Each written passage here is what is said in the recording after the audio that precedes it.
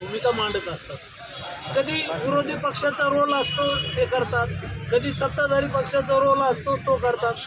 मी सत्ताधारी पक्षात आहे, पण बंजाराच्या प्रश्नाबरोबर आहे, धनगर समाजाच्या न्याय प्रश्नाबरोबर आहे. तसं मराठा आरक्षणालाही पाठिंबा होताच.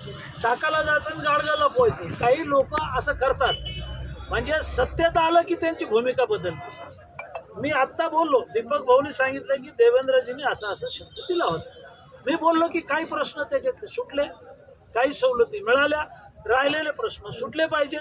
आणि त्याने सांगितलं की ही लोक तुमची आहे. त्याच्यामुळं 1000% धनगर समाजाच्या या प्रश्नाला माझा पाठिंबा आहे. एखाद्या पक्षातल्या एखाद्या आमदारानं विरोध केला असेल, आपण म्हणतो तसं, ती त्यांची भूमिका असते. आपापली भूमिका आहे, लोकशाही आहे, प्रत्येकाला आपलं मत मांडण्याचा आमदारांना अधिकार आहे.